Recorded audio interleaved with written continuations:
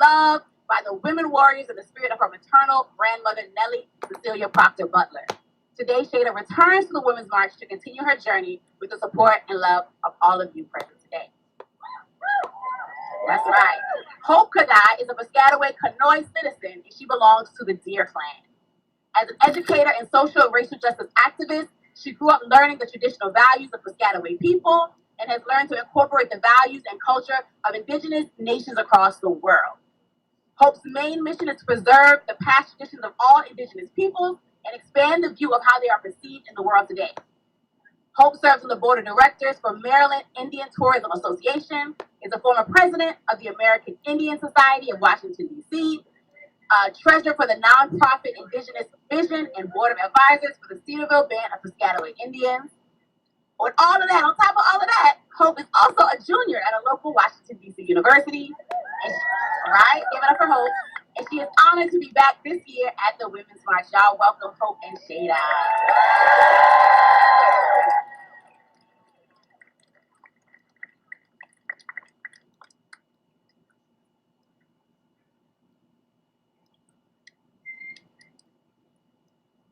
Way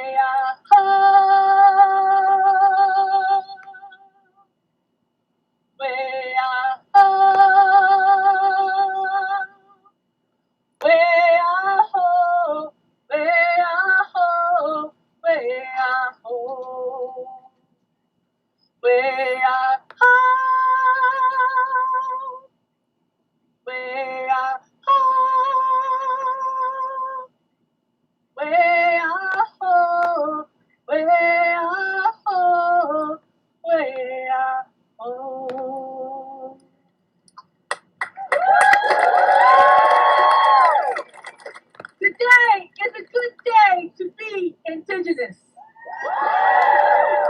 Today is a good day to be a mother, to be a grandmother, to be a daughter, a sister, a aunt. Today is a good day to be queer. And most importantly, today is a good day to be a woman. Lulalentum, El País. I'm glad you all came. Me, Hope, Machisa. Me, Indigenous woman. My name is Hope. My native name is Machisa, which means fire starter or spark of a flame. And I'm here right now to get this fire started. But before I get it started, I would like to take a moment for a land acknowledgement. A land acknowledgement is a statement that formally recognizes the historical and continuing connection between Indigenous peoples and their native lands. I want to share a quote from the documentary film Rock Castle Home. You are always part of a larger story. You are rarely ever going into a place where no one has ever been. This quote is a reminder we here today in this place and in this time are part of a larger story. So in honor of this story, the city of Washington, D.C. was built on the unceded ancestral land of the Nacotchtank people who were connected to the Piscataway Conoy chiefdom. The Nacotchtank people are sometimes referred to as the Anacostia. The word Anacostia is the name which the European colonizers gave instead. The Nacotchtank means town of traders, and it was a trading place for many diverse indigenous peoples. Piscataway means where the waters blend, and Conoy means below the rapids. I'd like to thank the Women's March for continuing the dialogue to honor the ancestors and descendants of all indigenous people, who are our original and current stewards of these lands, waters, flora, and fauna across present-day North, Central, South America, which includes the Caribbean. By respecting and honoring the ancestors of all people who have come before us and who have existed on this land within the context of different circumstances, especially the African American people who were brought here forcibly against their will. I ask everyone to take a moment and remember the indigenous women who were first violated over 400 years ago, a colonial pathway perfected on us on the Atlantic and was unleashed across Turtle Island. These violations still exist to this present day. However, this now includes women all around the world. Women continue to organize and lead movements in the United States and around the world. Furthermore, women in the United States have been leading the longest running protest movement since 2016. Way to go, Women's March. And by them getting us together in a call to action, we have shown the world that we are and will continue to be the resistance. Even though it's been a year since Dobbs, we are still here fighting for our rights. At times, I don't know about you, but I get tired and discouraged. And I ask myself, am I making a difference? Should I stay in my lane and be silent? And it's times like these when I remember the lyrics of singer-songwriter Milk. I can't keep quiet. No, uh-oh. I can't keep quiet. I'm a one-woman riot. I can't keep quiet for anyone. Not anymore.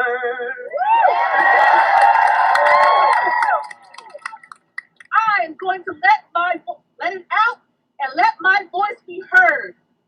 I say to all of you, we will not be silenced, and we will not go quietly in the night or quietly in the history books.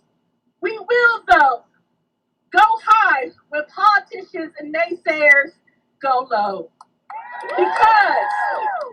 Because we know as we rise together unafraid, we can move mountains. Here are some of the mountains we have moved together. In 2017, we marched.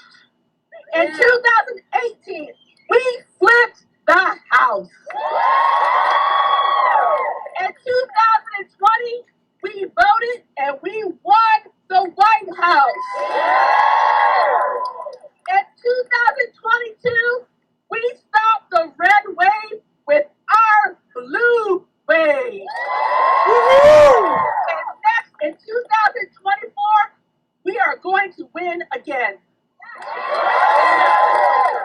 My sisters, love always conquers hate as long as we keep our eyes on the prize. The prize is the freedom to have sovereignty over our bodies. Freedom to decide if and when to grow our families. Freedom to choose who we love and marry. We are still the resistance and we will not go back. Repeat after me. We are still the resistance. We won't go back. We are still the resistance. We won't go back. We are still the resistance. We won't go back. We are still the resistance. We won't go back. We won't go back. We won't go back. We won't go back. We won't go back. We need to continue to show up and continue to march in our truth because we ain't gonna let nobody turn us around, turn us around, turn us around. We ain't gonna let nobody turn us around. Keep on walking, keep on talking, gonna build a brand new world. We're gonna build a brand new world for the generations of women. There's a Lakota blessing that says, I see a time of the 7 generations when all colors of mankind will gather under the tree of life and the whole earth will become a circle again. At this time, my daughter, Shayna, will offer the intergenerational voice of our society of diverse young women. She is part of the next 7 generations and is committed to the rematriation across the world. Viva la resistance! We won't go back! We won't go back! Thank you. Good afternoon. I am Shayna. I am so grateful and excited to be here today because I am deeply passionate about human rights. I remain steadfast in my dedication to the cause of Iranian freedom and working towards a better future for the women in America, Iran, and around the world. Over the past 3 years, I have had the privilege to speak at the Women's March, where my speeches emphasize the importance of standing together and not regressing. Now, 1 year after the overturning of Roe versus Wade, we must not lose hope or give up. We must keep the resistance alive until justice is achieved. While there may be discouraging days, we must remember that giving up is exactly what those who oppose what we are fighting for want. We cannot let this happen. Whenever you feel like you cannot make a difference because you are just one woman, I want you to remember this quote by Maya Angelou. Each time a woman stands up for herself, without knowing it possibly, without claiming it, she stands up for all women. We must honor those who fight for women's rights by standing united. Since the Supreme Court overturned Roe versus Wade, we have witnessed the dire consequences of that decision. It is disheartening to see women suffer and even lose their lives due to the unavailability of abortions, whether by choice or for life-saving circumstances. We have seen medical doctors who support abortion for reproductive rights live in fear of losing their medical license or harassment for supporting women's choice. Today we gather here to stand in resistance. We must maintain hope and continue fighting for the right to control our own bodies. This fight extends beyond the United States. For instance, women in Iran are still struggling for their freedom by challenging their regime. Even though the regime has tried to silence their voices, poison children in school for standing up together, they stand united and go out into the streets without wearing their hijabs. They ride bikes, dance, sing in the streets, show the government it doesn't matter how hard they try, they will not stop until they are free. Every day they wake up and demonstrate incredible courage. Women in America and in Iran are not alone in this fight because women all around the world, worldwide, are engaged in this fight for justice. From the words of Audre Lorde, I am not free while any women are unfree, even when her shackles are very different from my own. Together we will continue to stand in resistance until justice is won. This is the moment we come together to stand up as one. I want to lead you guys all in a chant that is being said in Iran and being said all around the world. The chant is women, life, freedom. Now say it with me. Women, life, freedom! Women, life, freedom! Women, life, freedom! Thank you. Thank y'all so much, Hope and Shayna. All right, now listen. Folks who are back here, I want to invite y'all. It's an invitation, not a demand, but an invitation to come around here to the front. If you so choose, we would love to have you in the front. Because not only because, you know, we up here, we look kind of cute today. And we would love y'all to be able to see. We'd also like to see y'all. So we invite y'all around to the front, all right? All right, everybody, y'all ready for the next speaker? Can I get some more energy over here? Y'all ready for the next speaker? Okay. Next up, we have Minnie Timaraju from NARAL. Minnie is a seasoned campaigner, a skilled coalition builder, a high-impact organizer, and a talented organizational leader with over 20 years of experience leading federal, state, and local campaigns, as well as advocacy efforts around reproductive rights, gender justice, and racial justice.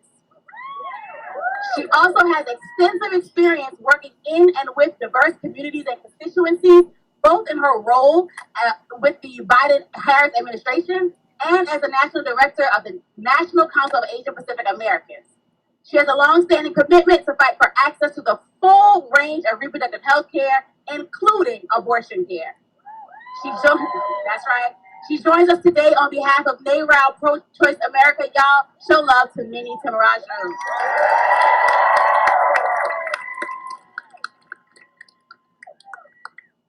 Are we in the afternoon? Good afternoon. All right, my name is Minnie Timaraju, she, her pronouns. I'm the president of NARAL Pro-Choice America, and I'm here representing our 4 million members who stand in solidarity and proudly with the Women's March. So thank you, Women's March, for everything. I see a lot of purple shirts and purple signs, so give it up for the NARAL members here today. Listen, it's been a year since Dobbs. You're going to hear a lot about Dobbs. I know you're here because you already know about the ramifications. But I'm going to give you some top lines, right? Some talking points. Some things to make sure you say to your friends and your family who weren't here today. We have 20 states that have banned or restricted abortion in this country since Dobbs. 20.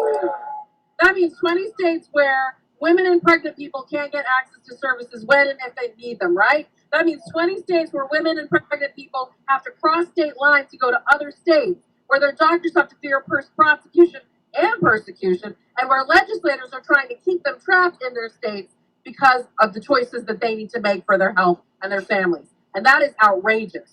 Yeah. But there's another side to it. I need to make sure I tell it to you. There are 22 states, plus this place where we are right now, the District of Columbia, that have protected abortion access. This is important. This shows us that when you elect reproductive freedom champions up and down the ticket, what do? They protect our freedoms, they protect our rights. So we have a clear job ahead of us, right? It's electing reproductive freedom champions. So listen, we got to fight back against a national abortion ban. The Republicans are across the way right now lobbying for a national abortion ban with their hero, Mike Pence. And when they can't win the popular vote, I'm going to talk about that in a minute, they try to rig the game. They stack the court. They forum shop. Look at this case in Texas about Missy Prestone. And I see some good court signs here. I really love all of them. I want to show you our new signs from NARAL: our bodies, our lives, our decisions, our court. Because of the deep corruption with the court, we have recently taken on a position around court reform, and that includes court expansion.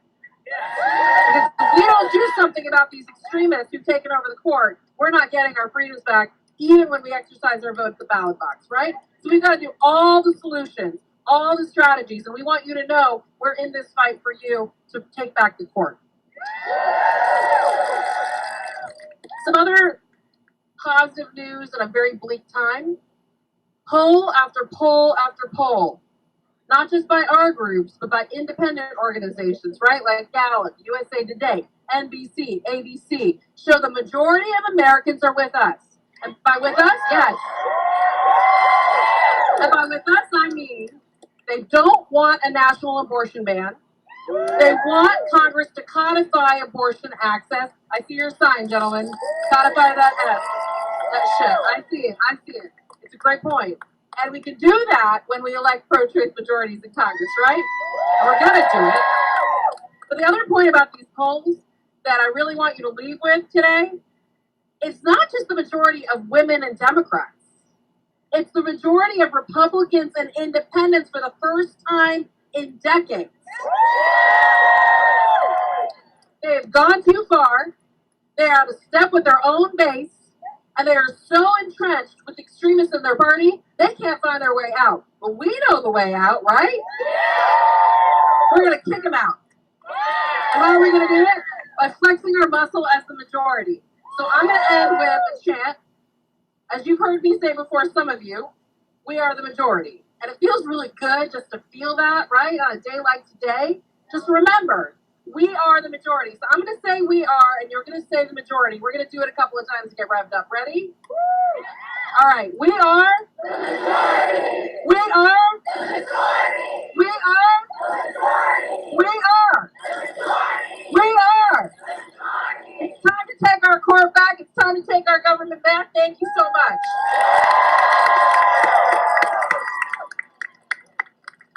Y'all, one more time for Minnie. In fact, the majority. All right, y'all. Next up, we have Dr. Regina Davis Moss, who is the president and CEO of In Our Own Voice, National Black Women's Reproductive Justice Agenda, and the In Our Own Voice Action Fund. She has more than 20 years of experience in the public, nonprofit, and political sectors, and has dedicated her entire career to advancing complete physical, mental, and social well-being for women of color through research, programmatic initiatives, and the development of innovative strategies for informing health policy. That's right. Her recent book, Black Women's Reproductive Health and Sexuality, a holistic public health approach, explores the impact of government and society on the reproductive health and sexuality of Black women, and offers evidence-based solutions that support Black women in leading healthy and thriving lives. Everybody, please give it up for Dr. Regina Davis Moss.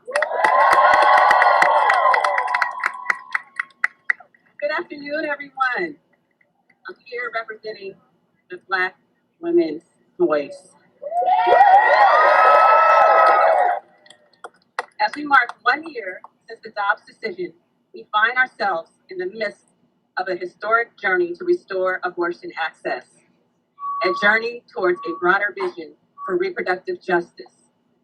Since the Supreme Court stripped the federal right to an abortion, nearly 24 states have moved to restrict or ban it altogether, meaning more people have been forced to carry unwanted, unviable pregnancies to term, and have been denied access to potentially life-saving reproductive health care. That can't happen. But this is more than a fight for abortion rights and access. This is a fight for democracy, a fight for civil rights, a fight for human rights. Yes. A fight for reproductive self-determination. And because all of these issues are connected to the lives of Black women, girls, and gender-expansive people, we, at In Our Own Voice, the National Black Women's Reproductive Justice Agenda, remain steadfast in our fight for reproductive justice for all. Attacks on abortion are just one part of a broad agenda to stifle, dismantle the autonomy, the dignity, the well-being of Black women, girls, and gender-expansive people, and we're not having it. No. The same states that have rolled back abortion rights are the same states that withheld access to quality health care, especially maternal health, make it harder to earn a living wage or access affordable child care, have chosen not to expand their Medicaid programs, have the highest child poverty rates in the nation, and these are also the same states seeking to subvert our democracy and restrict our right to vote. Right. As a Black woman, I do not live a single issue life, and no one can articulate their life better than me. For Black women across the country, this moment is just not about abortion. It's about the many interconnected issues that hinder Black women's freedom to lead healthy lives. It's about the human right to control our sexuality, our gender, our work, our reproductive lives. It's about being able to decide when I want to have a child, when I don't want to have a child, And when I want to raise that child, my child is to be safe and live in an equitable world. Right. And for too many Black women, that's not the case. So stop assuming you know what's best for me.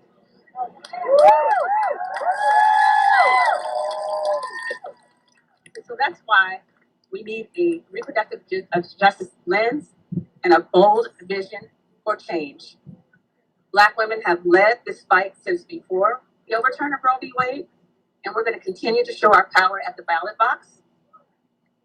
Yeah. Black women are the largest voting constituency in the American electorate. Let me say that again. Black women are the largest voting constituency in the American electorate.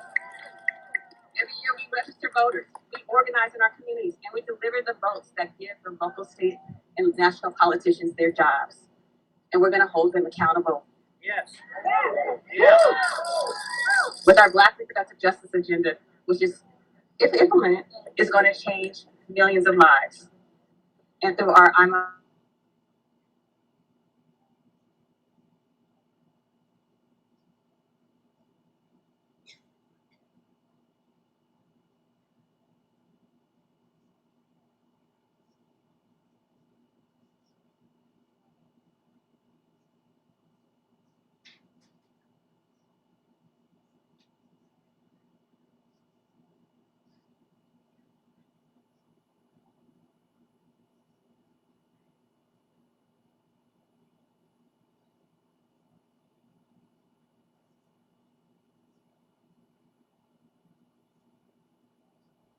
we do?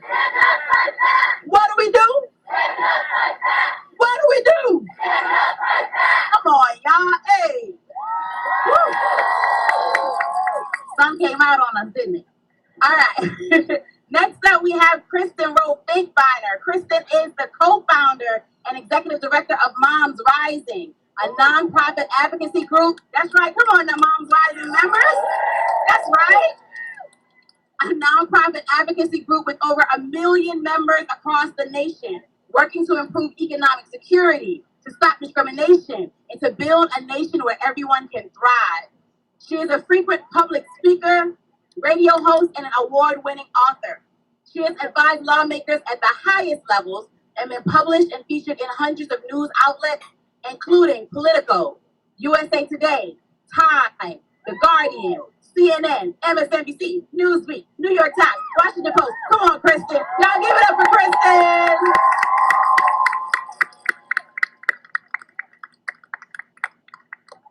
Thank you all for being here today and being the change we need in America. I'm going to start with a little story. Just about a month before my grandmother passed away, when the writing was on the wall about where the U.S. Supreme Court was heading, my phone rang. I picked it up to hear her voice, her then 105-year-old, still strong voice, coming through the line with a clarity of purpose and a message for me that I share with you all. Here's what she said.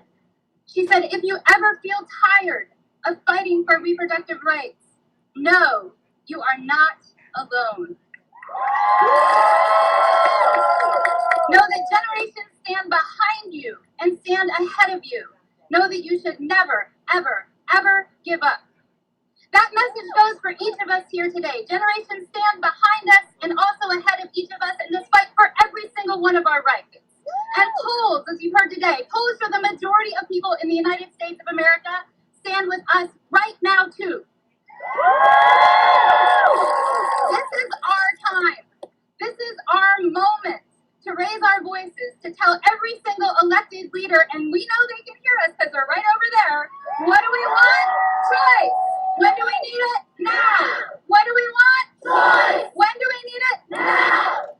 Every single person in the United States of America and on this planet should be able to choose if they're going to have children, and if so, when and how many children to have.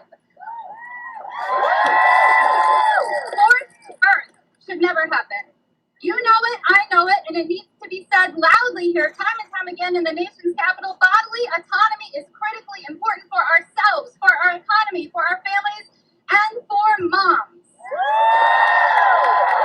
Particularly since 6 out of 10 people who have and need abortions are actually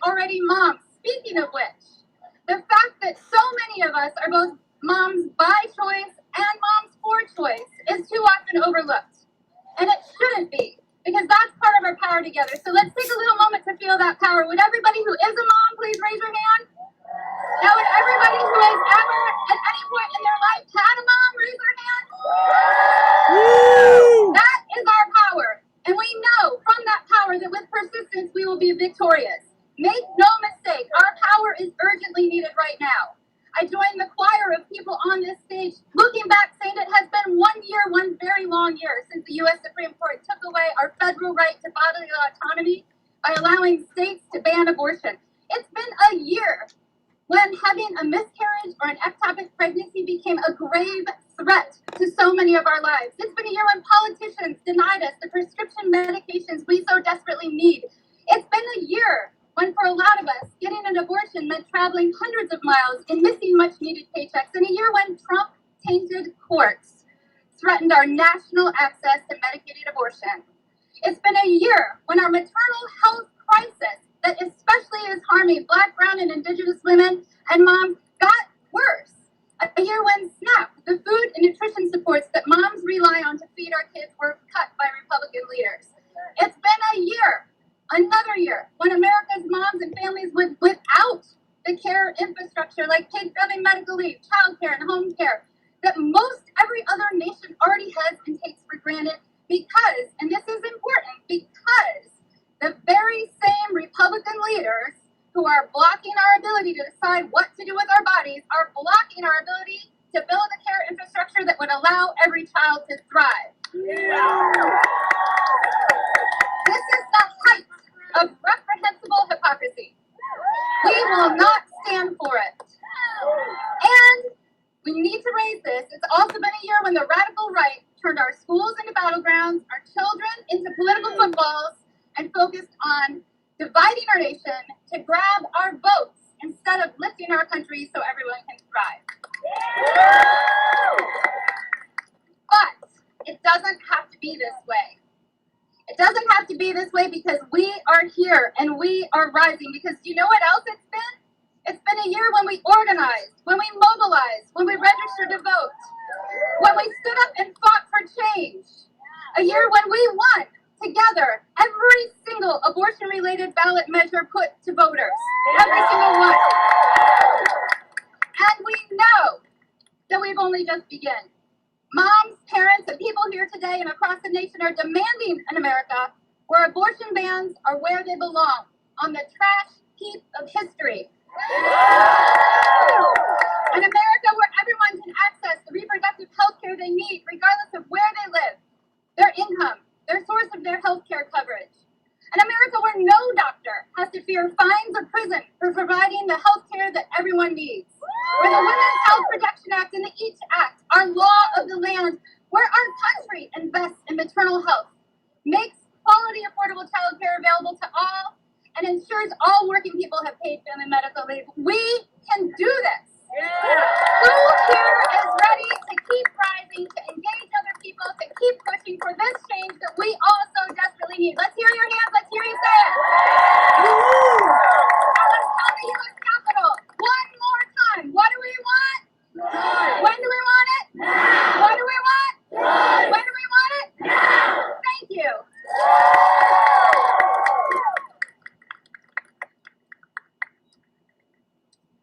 All right, y'all. Thank you so much, Kristen. Next up, we have Itayu Torres Martinez, who was born in Oaxaca, Mexico, and raised in Los Angeles. Come on, okay, represent. Hey, and raised in Los Angeles, California. Itayu holds a bachelor's in political science with a double minor in Spanish and global studies from Hood College in Frederick, Maryland. Previously, Itayu worked in an immigration nonprofit organization in Los Angeles. She also worked closely with the youth in Washington, D.C. as a youth developer for opioid response, opioid use disorder. Itayu is passionate about human rights and has worked closely with nonprofit organizations under immigration rights. Please welcome Itayu Torres Martinez.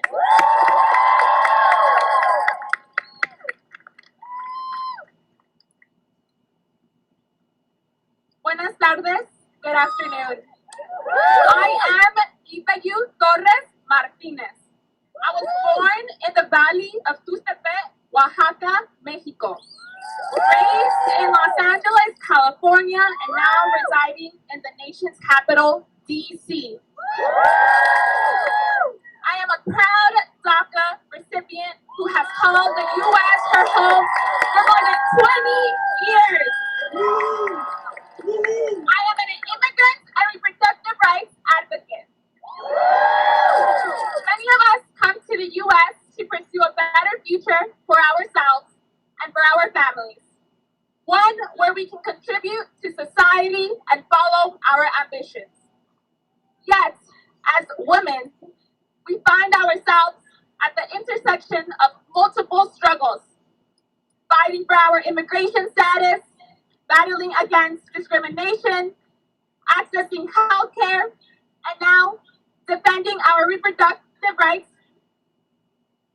This past year, I've been working closely with the reproductive rights in Latin America, otherwise known as La Marea Verde, the Green Wave. The movement has become a perfect example that persistence is absolutely crucial. And without the support from one another, our fight wouldn't be possible. The Green Wave originated in Argentina in 2018 when hundreds of thousands of women and girls came together to urge Argentina's lawmakers to decriminalize and ensure safe access to abortion for all. They tied green pañuelos or handkerchiefs to their wrists and around their necks and took the streets. The color green symbolizes hope, health, and life. And the handkerchief is inspired by the white scarves worn by the mothers of the Plaza de Mayo. After years of tirelessly protesting outside of Congress, day and night, rain or shine, the power of the people won. Argentina made women's rights history in 2020 by legalizing abortion. The news of their victory spread like wildfire, igniting a hunger for freedom and cross borders and echoes across nearby countries. The flame of hope and progress had been sparked, inspiring others to join the fight for women in their own countries. With inspiration from the Argentinian women, they began taking the streets wearing green. They became unstoppable. Since then, abortion has been legalized in Mexico and Colombia. It is clear now the Green Wave has arrived in the U.S. Like our Latin American allies, we have to be in this for the long haul. It's going to require commitment to show up week after week and month after month.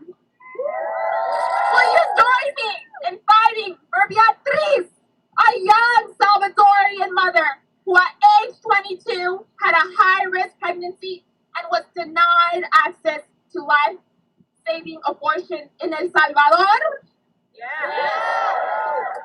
Will you join me in fighting for Esperancita, a pregnant 16-year-old Dominican girl who was denied the chemotherapy she needed to save her life? And will you join me in fighting for the hundreds of people whose lives have been put at risk since the fall of Rome? We are here to stay, and we are ready to fight until there is justice for all. Are you ready to grab your green pañuelo and begin the fight of your lifetime? When women's rights are under attack, what do we do? Stand up, fight back. When women's rights are under attack, what do we do? Stand up, fight back. Thank you. Thank you so much, Italia. One more round of applause for Italia, please, y'all.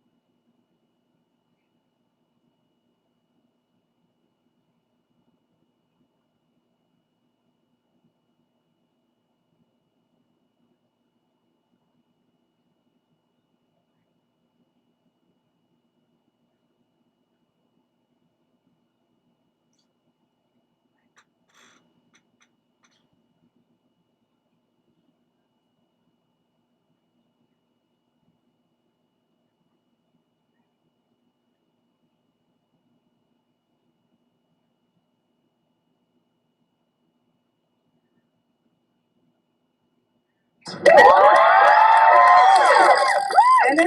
is made up of nearly 100 grassroots organizations providing abortion funding and logistical support to people who want and need them before Roe, during Roe, and post-Dobbs. Abortion funds believe that everyone should be able to exercise their basic rights and have the freedom to control our own bodies, lives, and futures. Abortion funds have led with compassion and put people and their families' health, safety, and needs first by supporting them in their decisions about what's best for them, even as they navigate multiple injustices and barriers. Abortion funds have been here for decades, and we are not going anywhere.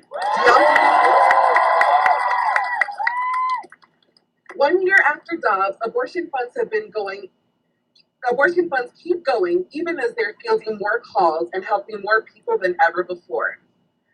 They collaborate with one another, sometimes working with funds in different states as people have to travel for healthcare because the Supreme Court has failed us. Our states have failed us.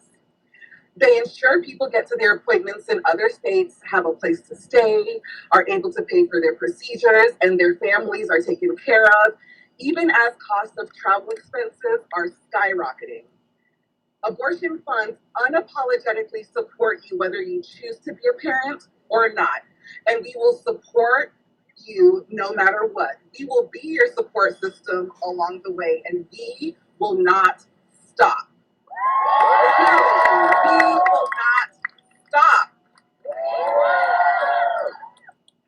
We live in a country where Black, Indigenous, and people of color, young women, people who are trans and gender expansive, folks from poor, rural, working class backgrounds are harmed by a healthcare system that has shown us time and time again that our lives, our bodies, and our choices do not matter.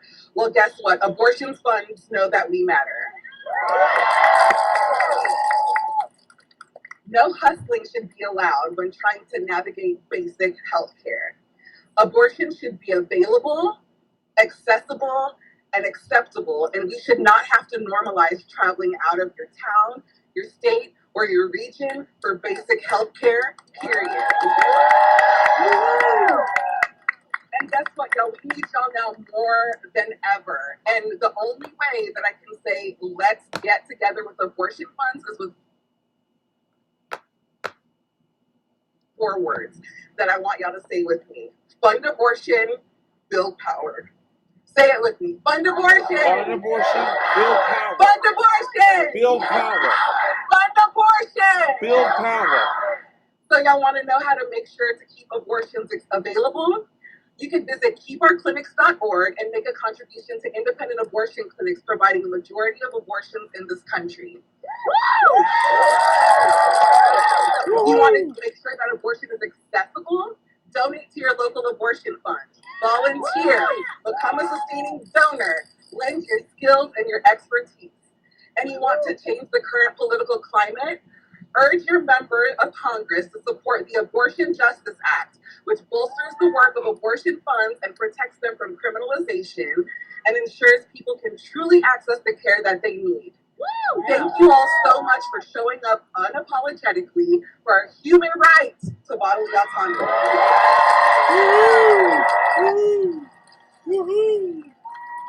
One more time for hurry up for y'all. I'm gonna keep us moving. Next up, we have Dr. Laura Myers, who is currently the co-CEO of Planned Parenthood Advocates of the District, Maryland, and Virginia. I got that right. All right. Prior to that, Laura was CEO of Planned Parenthood of Western New York. She also served for 12 years as an elected member of the Amherst Central School District Board of Education in New York State. Dr. Myers was the recipient of the Washington Women of Excellence Award earlier this year, and in 2022, the recipient of the Ruth Green Award, an award established in memory of a long-time Planned Parenthood CEO to honor an affiliate CEO for their outstanding achievements in service to the Planned Parenthood movement. Please welcome Dr. Laura, y'all. Thank you, Nika. Thank you all for being here and showing up. It's so terrible. in Fort Ness. Tamika said, I'm Dr. Laura Myers, and I'm the proud CEO of Planned Parenthood Advocates of the District, Maryland, and Northern Virginia, your local Planned Parenthood. Okay, so we noticed what the Supreme Court did, right? And it left patients across the country confused, fearful, and desperate. It precipitated a public health crisis and a tsunami of hurt. PPMW now is seeing patients across the country coming from places like Florida, Texas, Georgia, West Virginia, Ohio, Tennessee. It is a travesty. Recently, we saw a patient who, with her partner, got into the car with three small children and drove from Florida to come get an abortion here in the district. That is tragic. No one should have to do this. And it is because a small minority of extremist politicians have enacted these cruel abortion bans. Look, the anti-abortion politicians celebrated when Roe v. Wade was overturned, but they're responsible for this tragedy. Yep. And let's be clear-eyed about what they are after. They will not stop at overturning Roe. So don't be fooled by the opposition's talk about their desire to reach a reasonable, common sense compromise. There is no such thing. There is no compromise with human rights. And frankly, that ship sailed long ago when they stacked the court and they overturned Roe.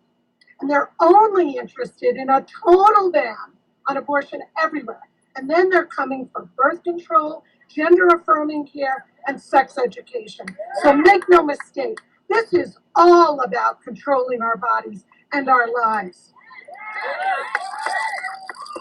But as my friend Minnie said earlier, we need to remember that we are the majority. Let's say it again. We're the majority. We're just a loud, tiny majority in this country now. And they are desperate to hold on to power, and we're not going to let them.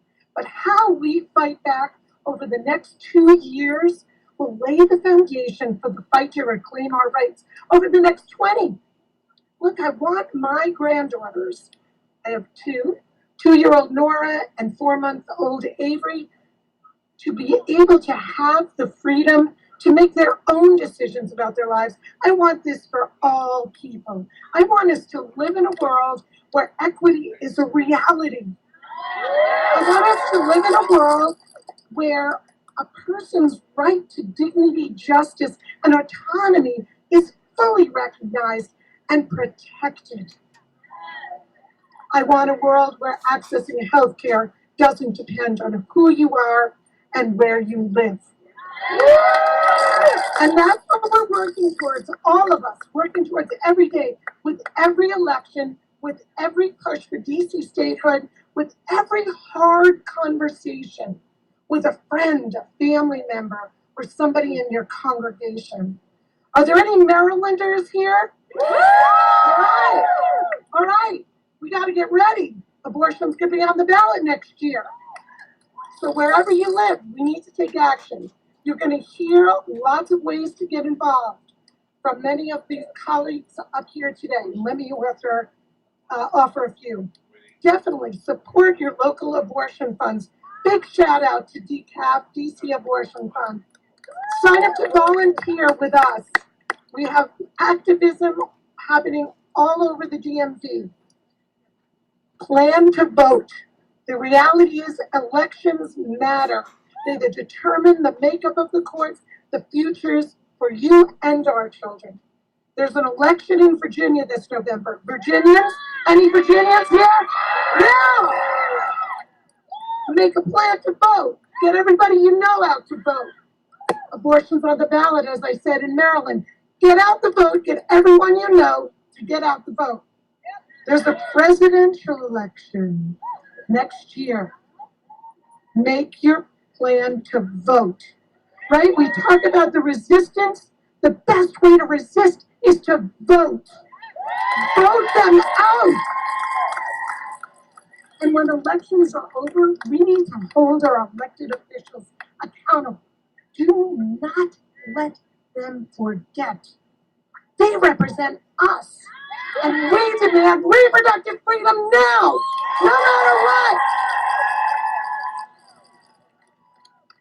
Thank you so much, Dr. Laura. Shout out to all the Virginians and the Maryland residents up in here and the DMV folks. Shout out to all the local folks. All right. Next up, we have Lupe Rodriguez. Lupe is a scientist with an activist heart dedicated to seeing all people live in full salud, dignidad, y justicia. Did I say that right? Did I say that right? All right. She is currently the executive director of the National Latina Institute for Reproductive Justice. Born in Mexico City, Lupe immigrated with her family to San Jose, California, to seek medical care for her brother. A self-proclaimed disruptor with a passion for change, Lupe pivoted from science to pursue social justice policy work in Mexico and California. Lupe worked as Director of Public Affairs and later Vice President of Public Affairs at Planned Parenthood Valmonte. Lupe earned a BA in neurobiology from Harvard University. She serves on the Community Advisory Board for the Center for Clinical Research at Stanford and was the Commission on the Status of Women in was the chair, of the Commission on the Status of Women in Santa Clara County and treasurer of the Board of Directors for California Latinas for Reproductive Justice. Please welcome Lupe Rodriguez.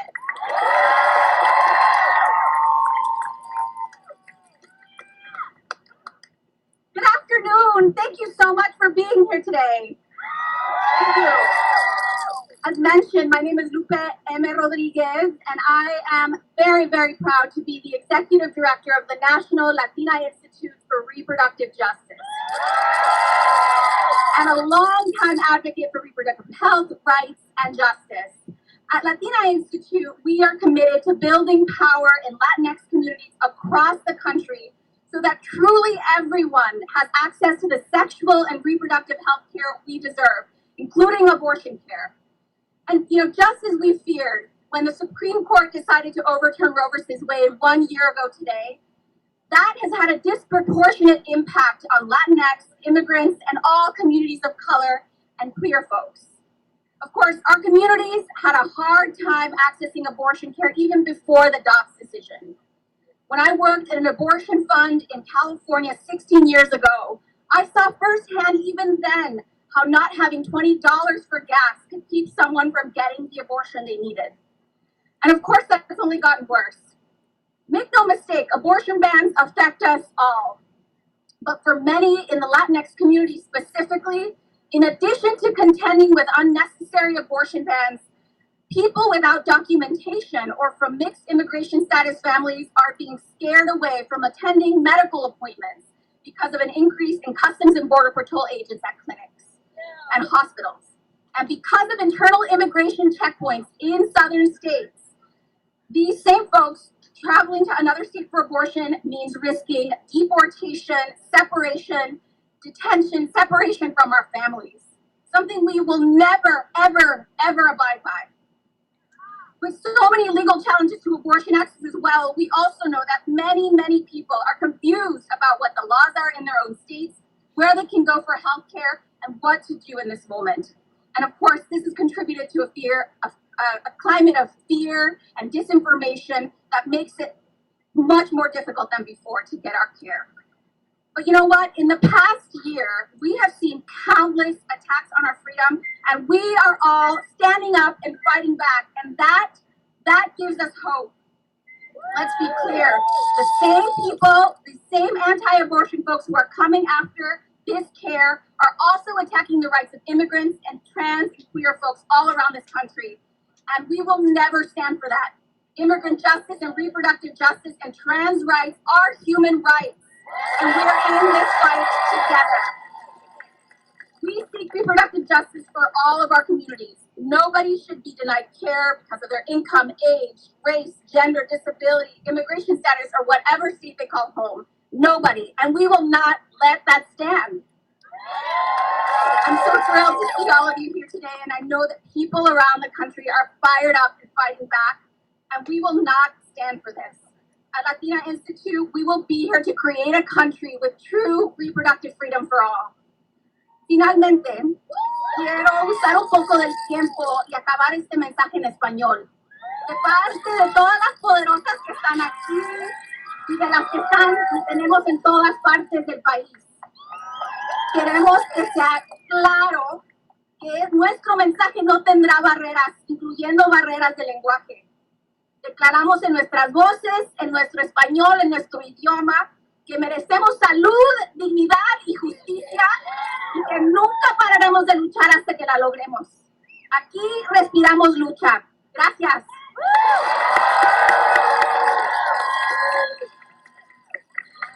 One more time for Lupe. How y'all doing?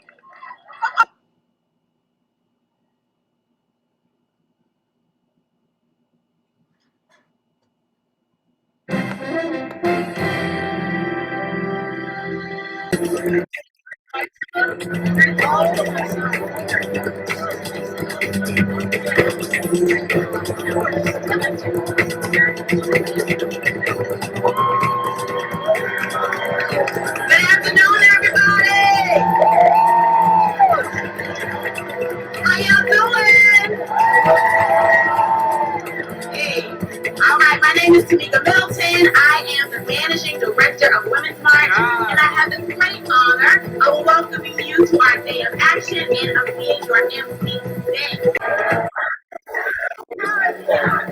And your sign says second class citizen. You gotta explain what that means. Okay, because as a female or somebody who has a uterus, our rights have been taken away. They haven't made any policies to tell men that they have to have vasectomies or they can't have sex or they can't get Viagra. But they have these policies that with this abortion ban is affecting women and people with uteruses who cannot have autonomy of their make decisions for themselves and for their families. And what have you felt this last year since you Frustration, anger, mostly anger, but frustration, disheartenment that after all the struggle that we have had and all the pluses that we have had in this country, that we have taken steps back and taken away rights from people and have people celebrating that women are in a parking lot having to be having to get really, really sick before the ERs would take them in and give them care or something as simple as a something pregnancy. This is embarrassing. We are embarrassed. And my last question for you is if you could tell us support anything we have there to give us back our rights.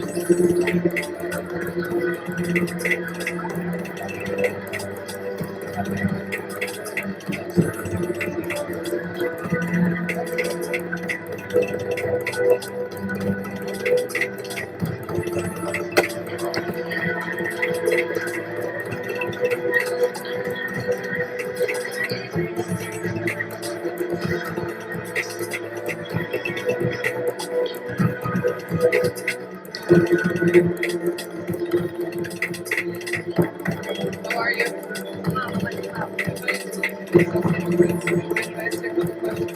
I appreciate it.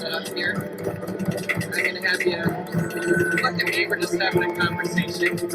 Can you tell me your first and last name and spell it for me? Sure, my first name is Jessica, Jessica. My last name is hyphenated, it's Gibson Spencer, Gibsonspencer. So where are you from?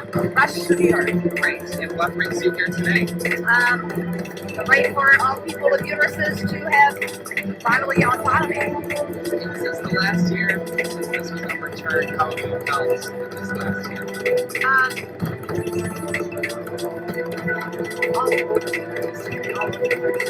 Something different every day.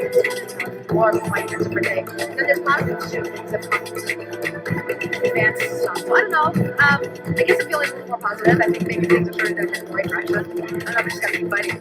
Yeah, interestingly enough, you know, the Democrats had a little bit of a lead in certain things after this happened.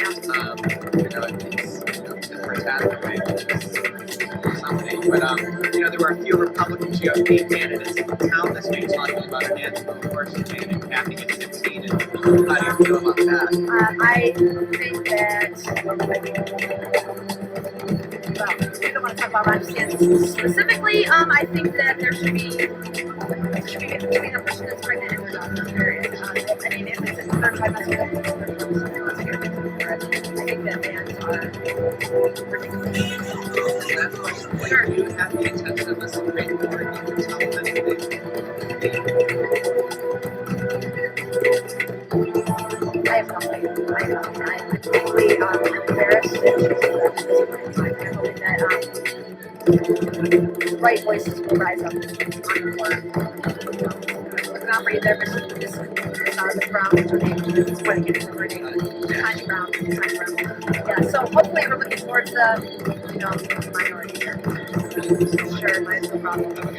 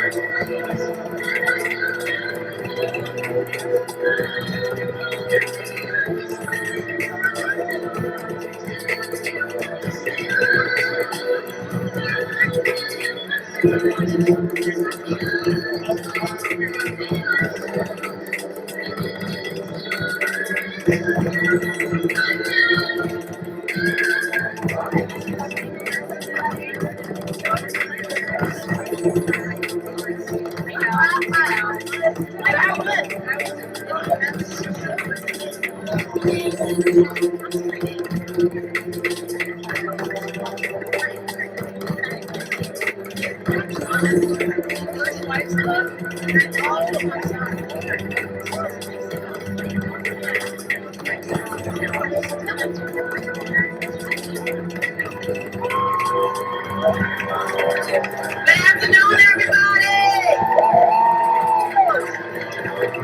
How y'all doing? Hey.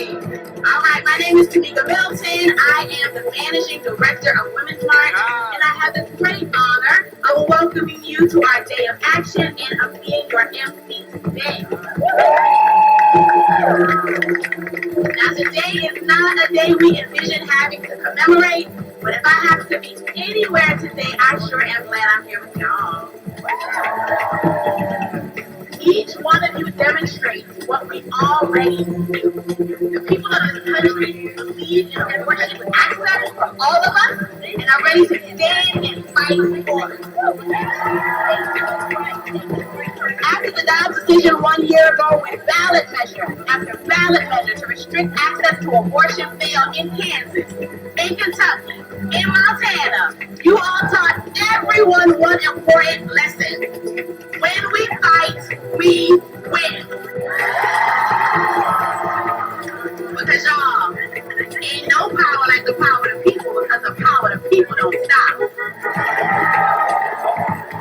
Y'all ready? We gonna hit it. You ready? Ain't no power like the power of the people, because the power of the people don't stop. Say what? And your sign says second class citizen. Explain what that means. Okay, because because as a female or somebody who has a uterus, our rights have been taken away. They haven't made any policies to tell men that they have to have vasectomies or they can't have sex or they can't get Viagra. But they have these policies that with this abortion ban is affecting women and people with uteruses who cannot have autonomy of their big decisions for themselves and for their families. And what have your felt this last year